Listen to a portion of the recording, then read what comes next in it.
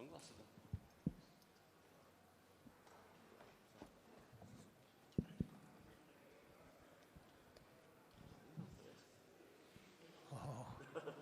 Hollywood. That's a bit bright.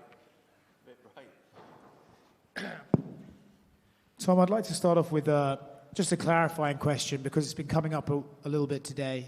The old arm on the shoulder thing, Cyril wants to know, is it because you're actually trying to figure out their range? Is it because you're being friendly? Is it a romantic thing? What exactly is the arm on the shoulder thing? I'd say it's around 95% romantic. Yeah. This fight has always been looked as like the next gen of heavyweight, but now you've been preparing for it and you've been studying Cyril perhaps more than you ever have before. Do you still agree with that assessment? I think so, because we both move unlike regular heavyweights. We both have good footwork, judge the distance well. We don't go in just swinging without any thought, you know what I mean? We're both tactical, technical, good movers, big athletic guys. I think it makes for a good matchup. He was just in here saying that he can manage his distance better than anyone that you fought before, and therefore he will be the one to be able to take you into these deep waters we so often speak about. There's this idea that's being spoken about that you have to finish this fight in 2 minutes to sort of like look as impressive as John and stuff like that. I'm sure you've heard that narrative, but what is your take on it? Did he actually use the word deep waters? He did. Everybody who said the word deep waters gets knocked out in the first minute. Go back and check the media that you've done. So, I'm pretty happy with that. That's good. Obviously, you famously once said that you refused to get into a dick measuring contest with Sergey Pavlovich. Is that something you think you'd be interested in with Cyril or no? I think I'm fighting a losing battle with that one, unfortunately. There is this thing that's always followed your career where, like, even before you got in the UFC, you couldn't seem to get fights, right? People didn't want to fight you. And then now, even as champion, you have John Jones and Alex trying to fight each other but not fight you. Did you ever think there'd be a moment where you could be in this position and still have guys trying to sort of circumnavigate you and fight other people?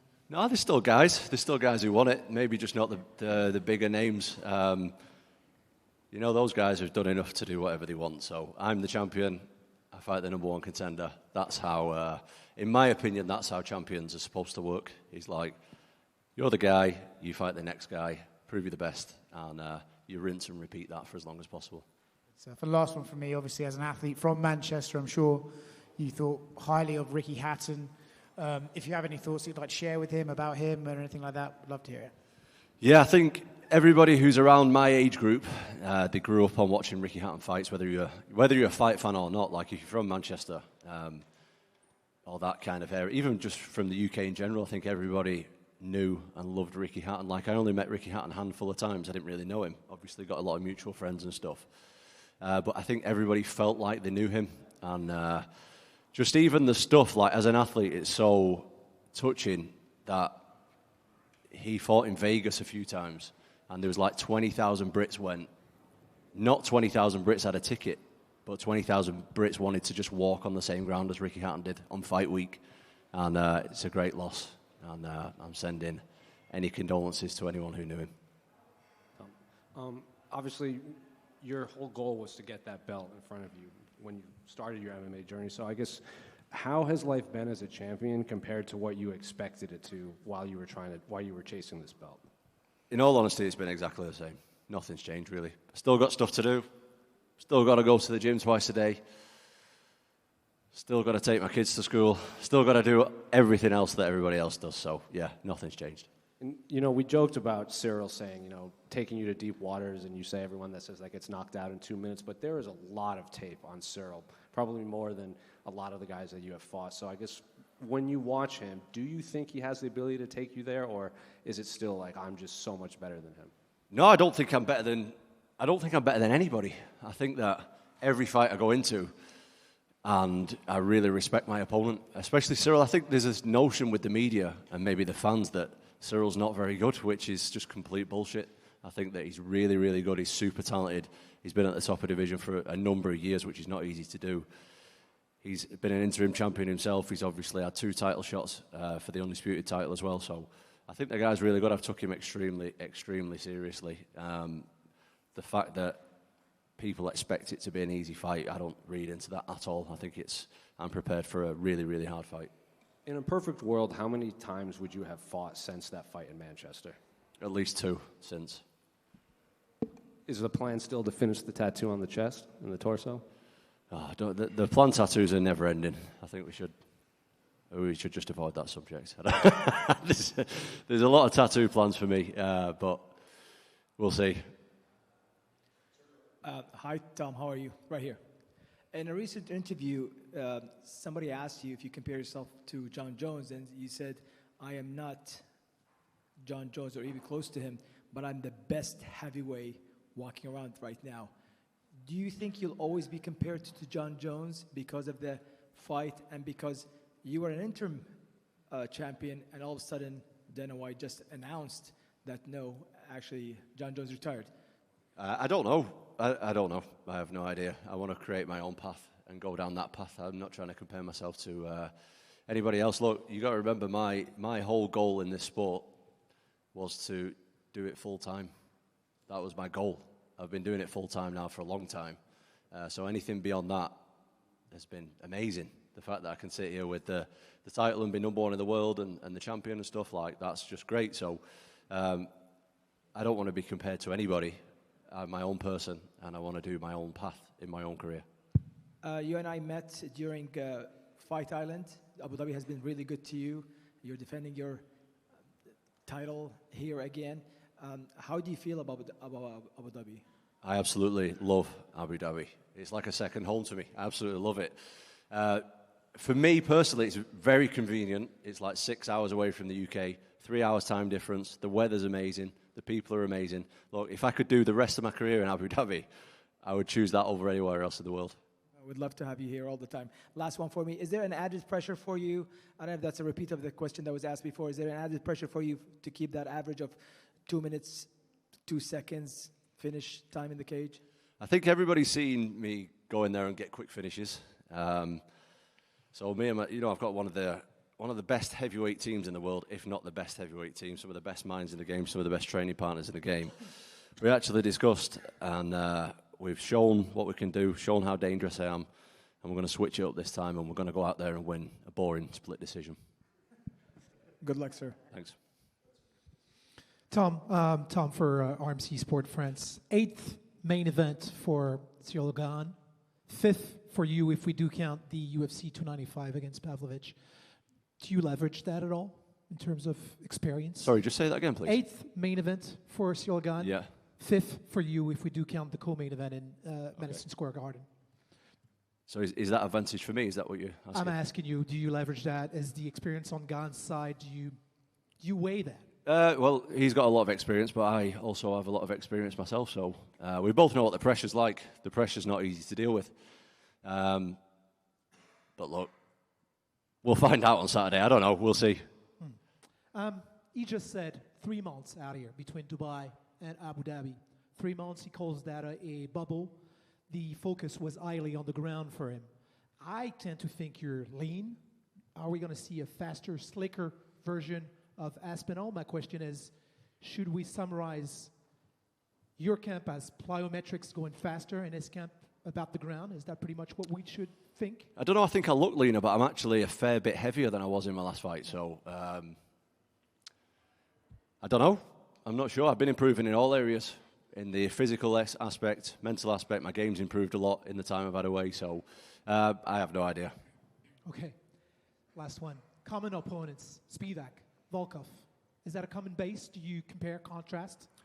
A little bit, but every fight's different. You never know exactly what's going to happen until you're in there with somebody. So, yeah, we both fought the same guy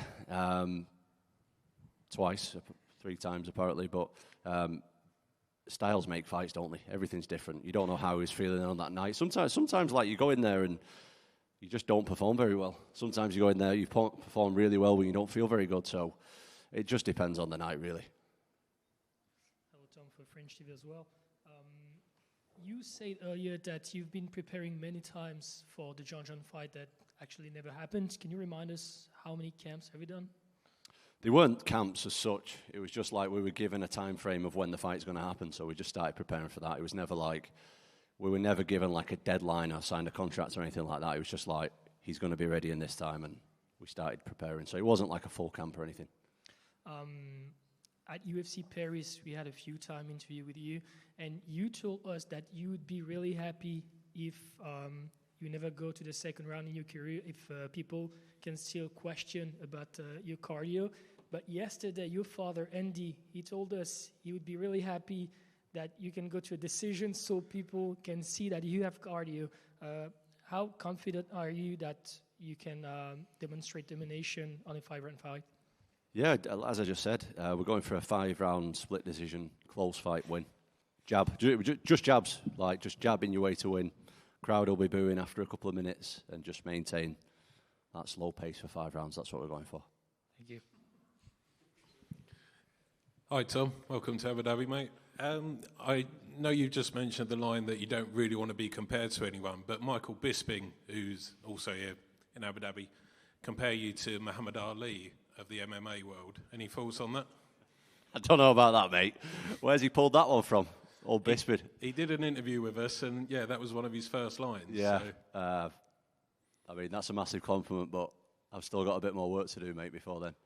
Can you see the comparisons, though? You do? No. No? No. Okay, all right.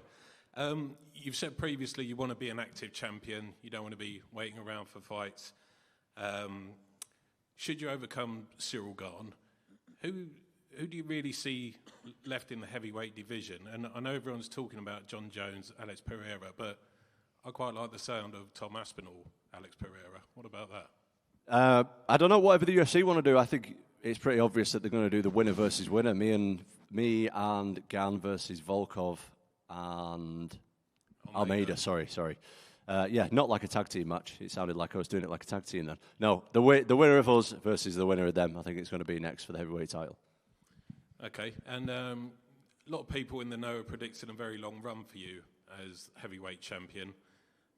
What's your ultimate goal? Like, where do you, when you finally call it a day, what do you want to look back on? As I said a minute ago, the ultimate goal has been done a long time ago, which is to do it full time. I've been doing it full time for a long time now. That was the ultimate goal. Anything on top of that is good. I don't know. As far as being a long-reigning heavyweight champion and stuff like that, we'll just see how it goes. I don't know. But I am confident that I'm the best fighter in the division. But it's heavyweight MMA. You never know what's going to happen. Well, there's two things that can happen. You can win or lose. And there's only 2 of us in there. You never really know. So, look, the heavyweight title's like a hot potato, isn't it? People are just dropping it left and right. It doesn't stay around for too long. Heavyweight MMA is too dangerous. So, we'll see. Thanks, mate. Hi, Tom. Yusuf, MMA 101. We saw Cyril Gane focusing on wrestling in his training camp in Dubai and sparring with high-level wrestlers. And in addition to his striking arsenal and skills, do you think that this will help him in the fight and make it the most difficult fight for you? Yeah, I think it's got to help him. He needed to improve his grappling. And I'm sure he has. He's a smart guy. He's a good fighter, great athlete. And I'm sure he's a lot better than the last time we seen him wrestle. Does it cause any sort of pressure on you to know that John Jones will be watching this fight on TV and will be prepared in case you lose to tweet that this is the next guy you said he will beat me? See what I did to Cyril Gane. See what Cyril Gane did to Tom Aspinall. No. Not at all? No. What does it mean to have your father here with you in the fight and in Abu Dhabi? This is my last question. Yeah, anyone who knows our story knows that my dad got me into MMA. He was there from the beginning. He will be there to the end. And that is our thing. My dad is also a big fan of Abu Dhabi, like me. So we are happy to be here, of course. Tom.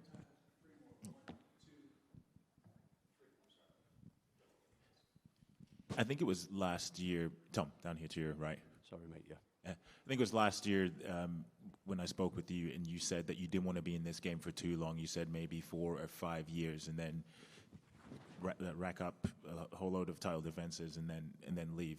Given the fact that you've had 14 months out, has that changed your timeline for your career? That's a great question that I don't know the answer to. I have no idea. So we're just going to see how it goes. We're going to see how it goes. At the moment, I absolutely love doing this sport. everything's good. I'm winning. My body feels great. Really enjoy my life. Everything's great. How long that'll go on for, that's out of my hands. I don't know. And given the hiatus, I'm assuming the goal is, well, all things well, that you come out with no injuries, that you just want to rack up as many title defenses as soon as possible. That's the plan, mate, yeah. Just march forward, keep winning. Cheers, man. Hi, Tom. A little bit unusual. Cyril predict win by decision. Samesies. Yeah. Yes. What's your prediction? Yours? Same. Same. Yeah, split decision win, but in my favour. And no worries to go in the second, third round. You have you trained a lot. Like no. I get 2 minutes in, I get really tired. So it's gonna be just me, not doing much for the next 4.5. Is this a question? Like, it's a good point to have all these knockouts, but sometimes do you ask yourself, how it will go like further in the fight, in a 5-round fight? Yeah, I ask myself all the time, but we've not got there yet. I can't give you an answer. Thank you. Right. Yeah, Tom, over here. Right.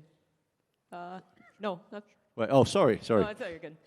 A controversial split decision robbery? No, I'm kidding. I wanted to ask your immediate reaction to John Jones. Like, obviously he retired, and then 2 weeks later he says he's back. What was your immediate reaction to that? Oh, I don't care. I'm like focused on my own career. So as soon as they said that I've got to fight, that's all I thought about. To be honest, it's just that I'm fighting, and that's it. Yeah, because John said he wanted to fight at the White House, and Dana said 1 billion to 1 chances that happens. What's your opinion of? Do you think he actually fights at the White House? Oh, I hope he gets what he wants. Wish him all the best. Yeah. Thanks.